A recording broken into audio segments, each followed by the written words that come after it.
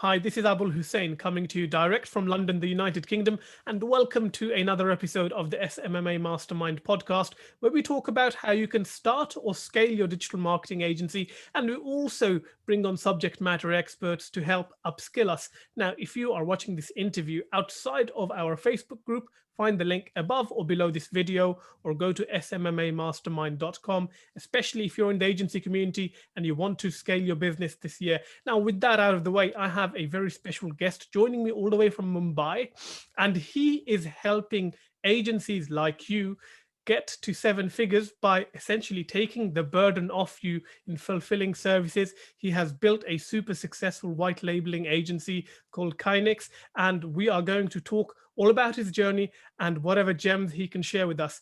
Andrew Gaikwad, welcome to the show. Thank you so much, Abul, for having me on the show. Really feel good to share the knowledge with everyone. That's awesome. That's awesome. Thank you very much for joining me, because I know it's 1:30 a.m. where you are. So that shows a real commitment to your trade. Now, for the people who might not know who you are, how about a little bit of an introduction? Oh, perfect. So I'm Andrew, and I run a white label agency called Kainyx. We're based out of Mumbai, India, and we've been in the space for the last 3 years, helping other agency owners grow from like basically taking complete Facebook ads fulfillment off of their plate and letting them focus on setting appointments and closing appointments and focusing more on the client relations. No, that's absolutely awesome. Now, before you got into the white labeling space, did you try to build an agency? What has been your digital marketing journey? How did you end up here? Yeah, so I started off as a computer engineer, and I was working in corporate IT for about 2 years. Decided it was not for myself. I started doing the usual search of how to make money online on YouTube. Came across a bunch of avenues like uh, affiliate websites, SEO, paid advertising. So I picked up one of the Amazon affiliate courses on how to become an Amazon affiliate. Started off a website, did a bit of SEO for it, ranked it, and started making. So the first paycheck was $14 online. So once you start seeing the money come in, you know that it's possible. So from there, I started getting more into mentorship programs. And what happened is we partnered up. I mean, I partnered up with someone in a Facebook group. So what I used to do is go into Facebook groups, help people with Facebook ads and anything related to digital marketing in the beginning. But for now, we have niched down into just Facebook lead generation for local businesses and helping agencies. But when I started off, I was just helping anyone and everyone. Got into a partnership with actually a chiropractor.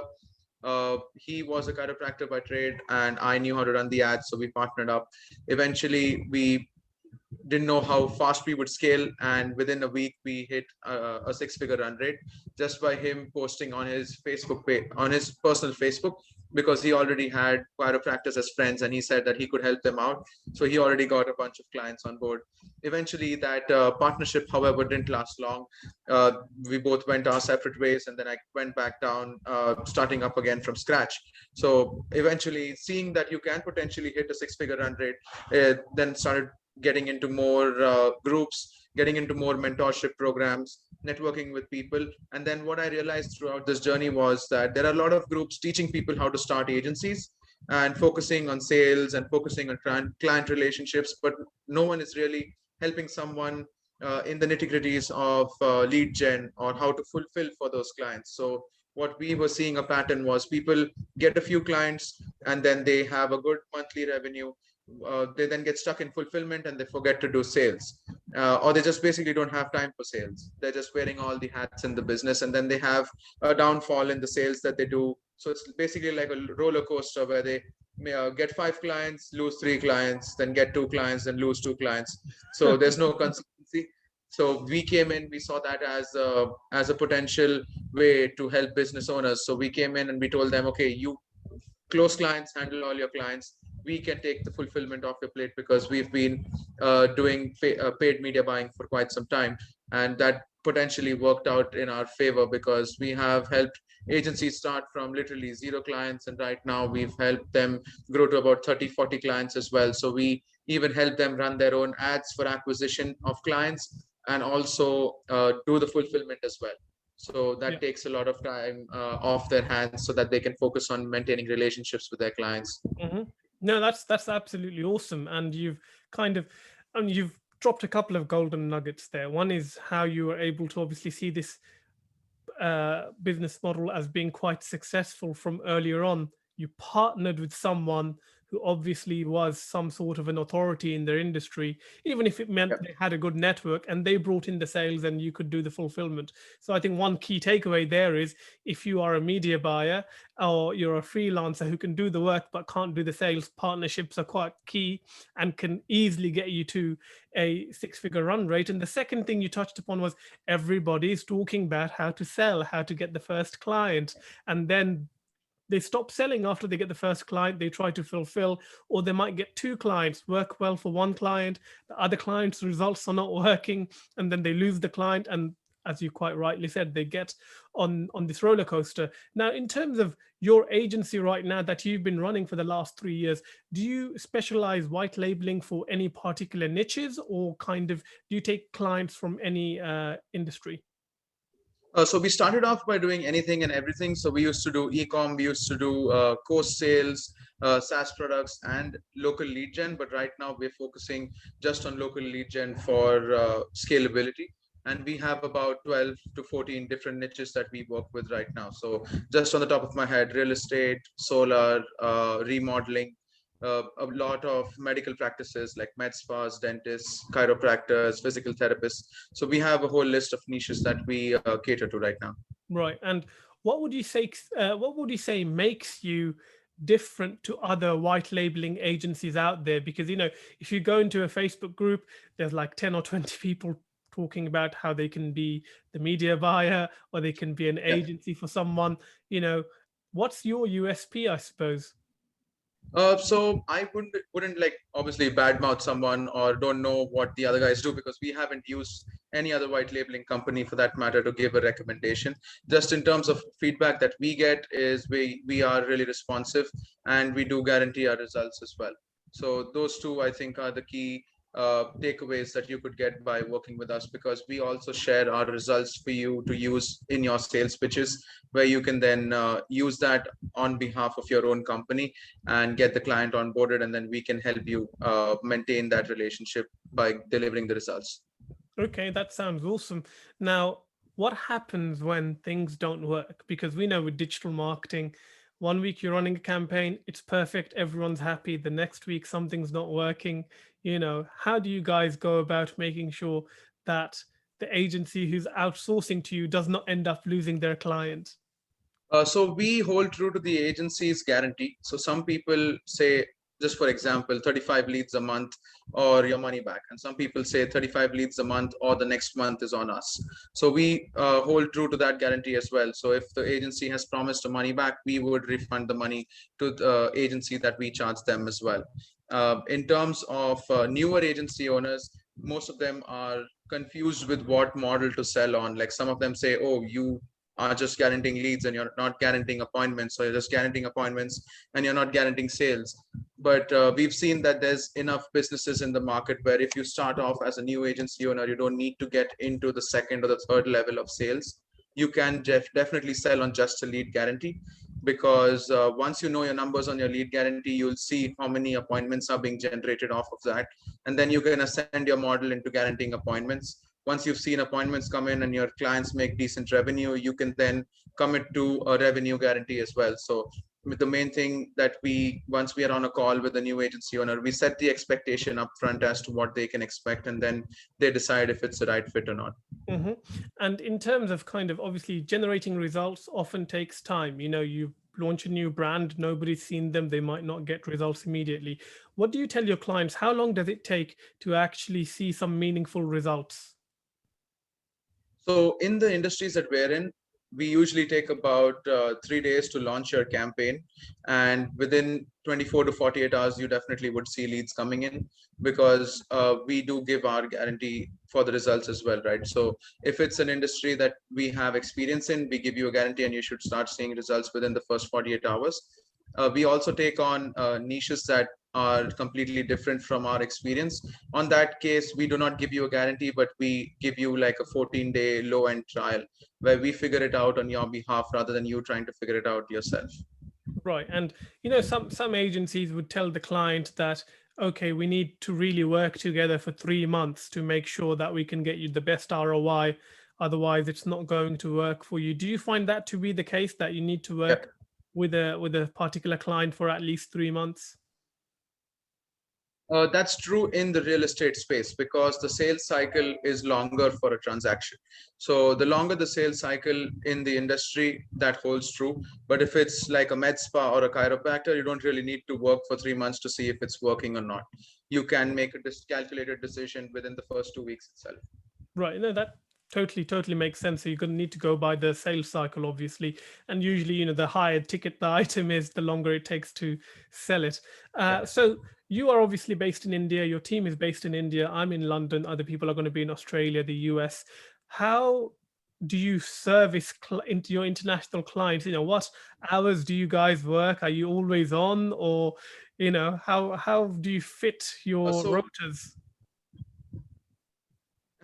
so we operate most of EST and a little bit in the Indian time zone as well, just to overlap with the Australian and the UK clients. But more or less, we are active during EST time zone. Hmm. So when you onboard someone, what does the process look like for them? Do they get like an account manager, or are you the account manager? Who do they deal with in your agency? Is it you or someone else? What does the actual process look like? So during the onboarding, the first point of contact is me. When we then decide what's the right fit, whether they should be working with us or not. And once we onboard the client, if it's just one client, communication usually happens with me. If it's multiple clients, obviously we don't want information to fall through the cracks. So we put everyone on Slack, my team and the agency's team as well. And then we structure communication as one Slack channel per client that is with us, and then all communication stays within that channel. And as soon as a message is dropped in from the agency owner, whoever is online on my team at that point would reply and then get the query resolved. Right. And you say you're operating in the lead gen space. We've gone through a global pandemic. A lot of countries, states, cities are still under lockdown. How have you mitigated against that to still keep on delivering results for your clients? So just for example, everything had shut down during the lockdown for medical spas. In the beginning, they were completely shut down for about 4 to 6 months. So the way we helped them was selling, or basically pre-selling their packages in form of gift cards. So we took their business online and said, "Oh, we're running a gift card special just for the lockdown, so that when we open back up, you can use this to your towards your service." So it was like a 2 for 1 offer. Like if you spend $100, you get credit for 150 or for $200.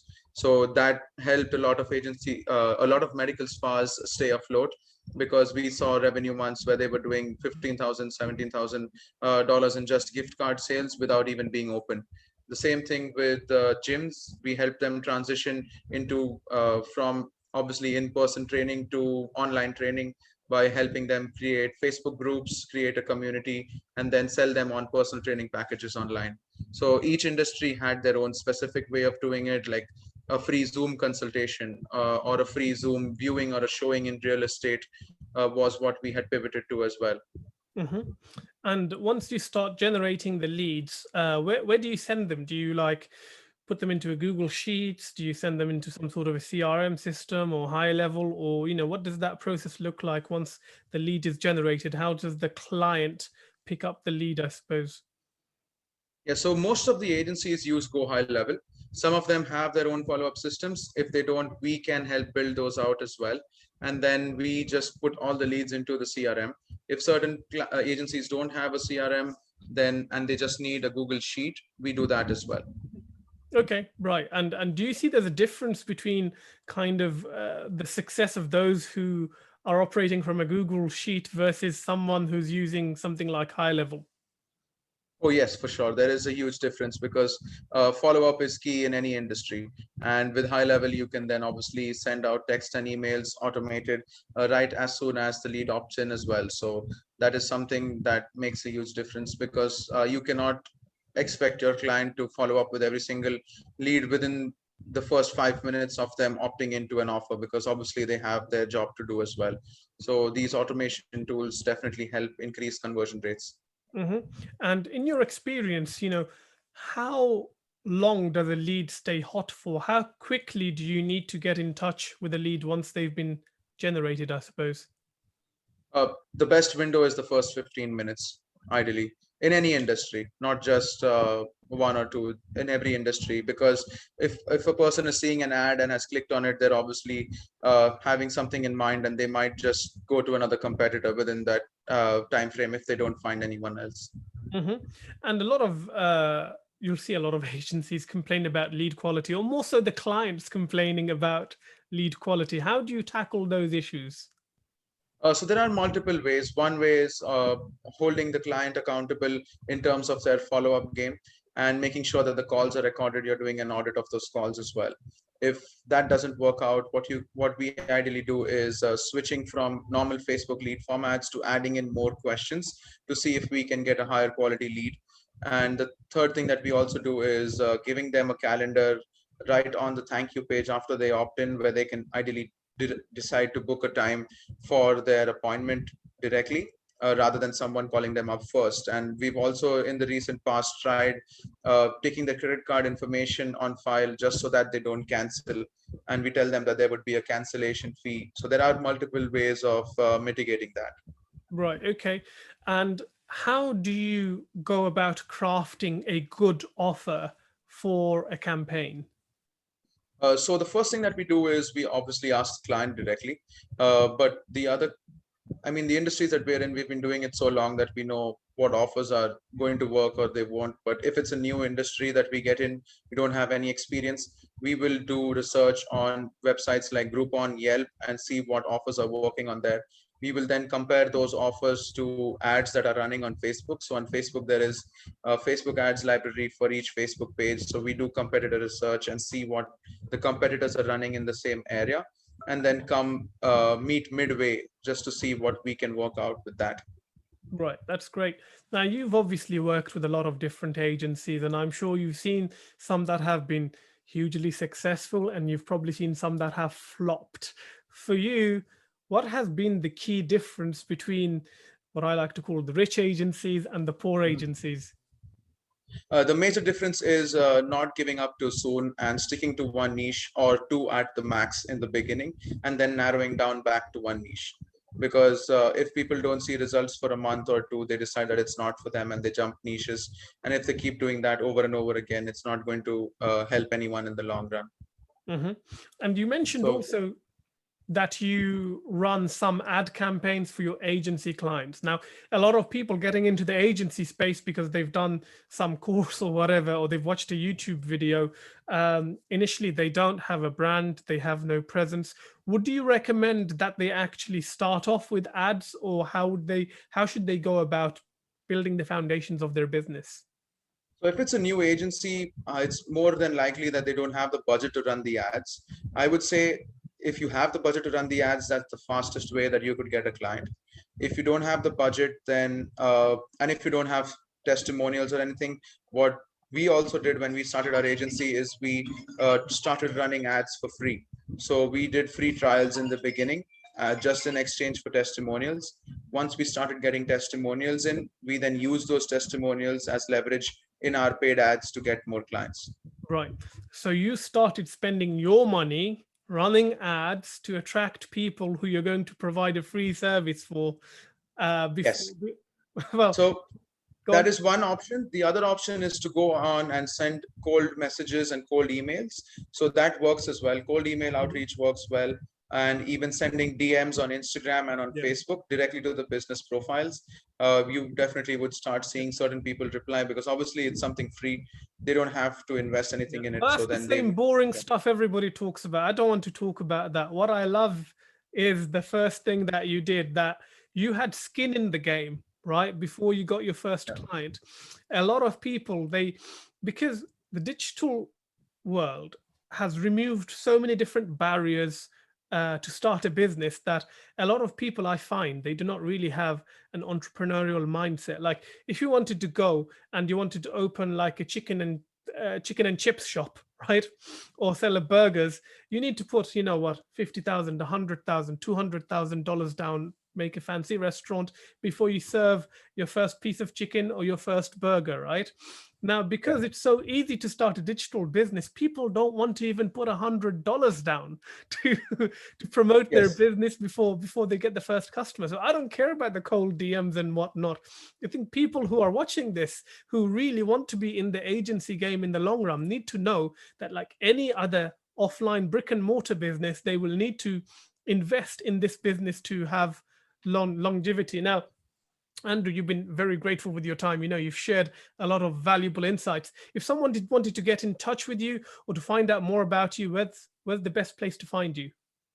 On Facebook, and they can also book a call with me on whitelabel.kainyx.com. So it's whitelabel.kainyx.com. Awesome. On that note, Andrew Gaikwad, thank you so much for your time.